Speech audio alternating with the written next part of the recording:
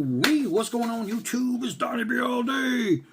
Well, bringing you a budget folder. A budget folder that's actually pretty damn nice. You can see that 4.5-inch stainless steel grip with that 3.25-inch beautifully shaped drop point blade. This is a Kershaw, and it's called the Filter. And I got this thing at Walmart a while ago, and I think it was only like $12 or something like that. It was dirt freaking cheap, and I'm thinking, how can a full-sized folder, a knife that's a folding knife that's a hand filler in the grip, it does really well.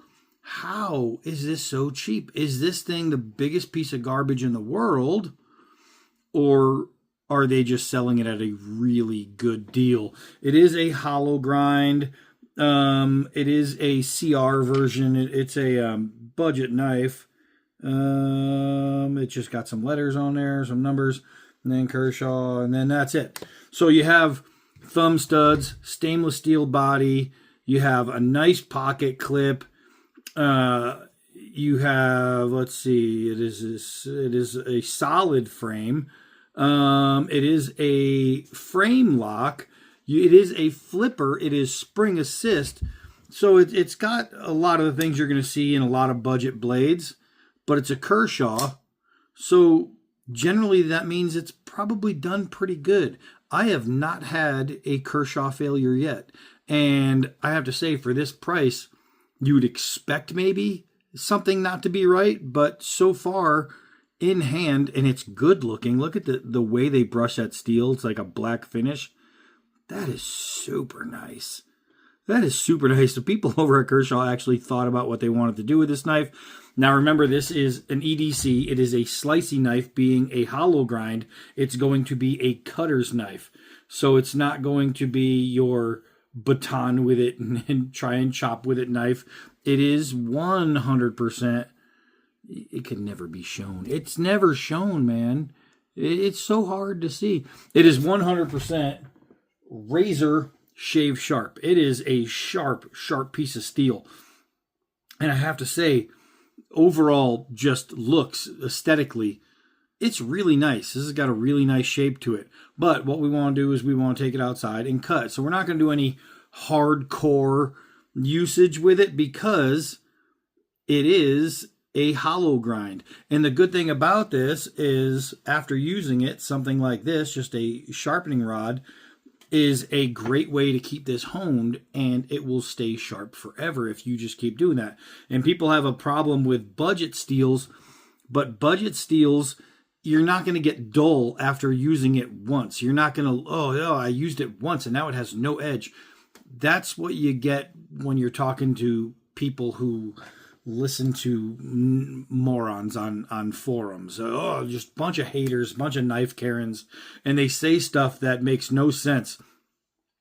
This thing is going to stay sharp after I use it today.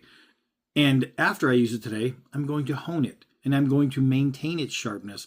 And that way, if you continue to do that, it will never get dull. Imagine that, even on a budget steel. Let's take it outside. All right, so out here in the sunshine, you can really see what this thing's all about. The way they brushed on this black just looks incredible. That's a good looking knife right there. Now, I mean, for the money, are you kidding me? You can go to Walmart, you can get 100 of these for the price of a knife that you're gonna listen to people brag about on the forums. This thing is going to last you. It's going to last you. It's going to get the job done. It's going to cut. I don't know why. You don't have to spend $1,000 on a knife that you're just going to, cut paper and cardboard with most of the time. You don't have to. You can carry one of these.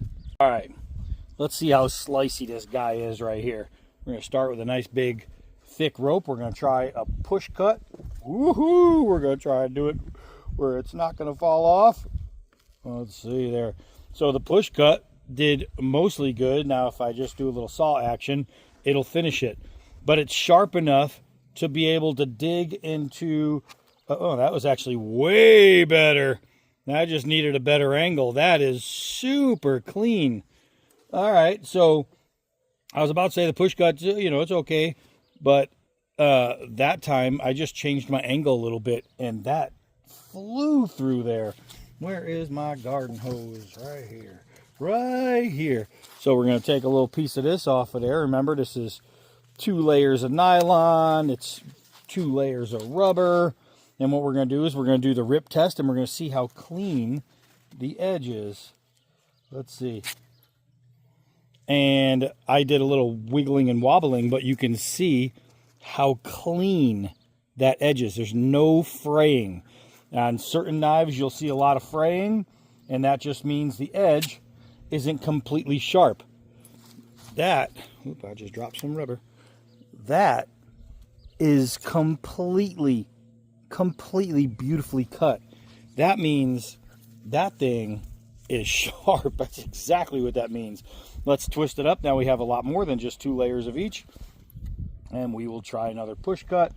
And again, that just goes through without any kind of real restriction. That was restriction. That was 3 words in one.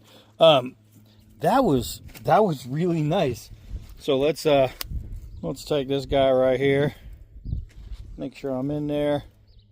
Got to cut off the uneven parts before we start. Get it nice and smooth. Look at this. Yeah. Are you going to be able to use it for your backup outdoor knife? Absolutely. So you can do things like feathering. Rather than pulling out that 17-inch buoy out of your pocket, you can take something like this to do the finer work. That is not so bad. Let's see what we can get for curls here. I got that screw digging into my hand.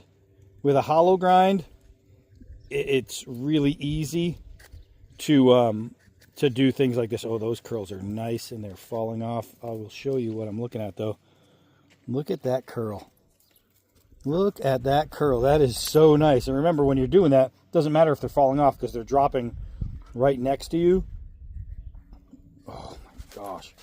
So being able to get in your curls, it's so crazy that I can feather stick in 3 different ways and get 3 different kinds of feathering. I got my swoops there. I got my curls there. All right, those are really nice. Those will light up on fire. And then if I wanted to dig down, then it's a kind of a combo between a curl and a swoop. You get the big curls. So 3 different kinds of feathering is going to give you 3 different kinds of feathers. One thing it's going to be is burnable. Everything is going to just light up with that. That is super nice. Let's see. Use a little thumb leverage here. You can just see how easily this is carving. This is really like hardwood because it's out in the sun. It's just carving easily. And even though it's a fine hollow grind, you're not getting any chips or anything like that. Let's see. All this is doing is kind of beating on this edge a little bit, but it's also filing down. It makes, when you have a big fat piece of wood, it makes carving a tip a lot easier if you just start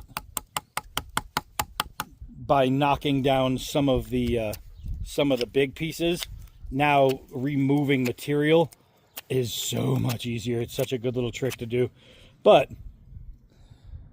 the edge worked out just fine. The edge worked out just fine. And after banging the edge, am I still able to cut my rope? Absolutely. Am I still able to cut really clean? Absolutely. You're generally not taking your EDC out. You see, you go into the bank and you see some old guy with a 110 on his belt that he's carried for 40 years. He's not taking it out every single day, 100 times a day to bang on wood, especially when you're chopping down and you're missing and your edge is hitting flat on a piece of hardened wood. That's not happening. That's not happening. So your edge is going to do really well for you if you treat your knife like a knife. That's why we don't do destructive knife tests, because it tells you nothing about the knife, how it's going to be longevity-wise. Oh, God, that was a nice cut. Wow, that is super clean. So remember, leather, rubber, mesh. That is super clean. Let's turn it sideways and see if we can't get a nice cut without it folding over. That takes a sharp edge to make it not fold. That is really, really nice. That is really, really nice. So even like your food prep type stuff for when you're camping, you're doing your camp cooking. I mean, this is a budget knife. This is a budget knife. I'm talking, I believe it was $12. It could have been less. I'm not 100% sure. But what I am 100% sure of is that it works. It cuts. It keeps on going. You dig it in, and it digs with you. This thing is not bad. And it's solid. It's solid steel. So you're getting that along with it. But that's crazy, man. For the amount of money you pay, you can go to those stores and you can go to the bin and they have like a plastic fish bowl filled with knives with different plastic handles, like all different colors. And they'll sell for like $10. And you just pick them out of the little jar. And they're kind of garbage. They're really, really cheap. This is an actual knife. This is an actual steel knife from Kershaw, not an unbranded knife. Something that comes out of, some other country and they make them 1,000 at a time and they sell them off cheap. There's no heat treats and this and that. This is a real knife. This is a real Kershaw knife that you're getting dirt cheap. So get over to Walmart, go over to the sporting sections, find the knives, and take a look at what they have, because you might just be impressed. This little guy right here will work for you. That's it for this one. I am Donnie B all day. Until next knife.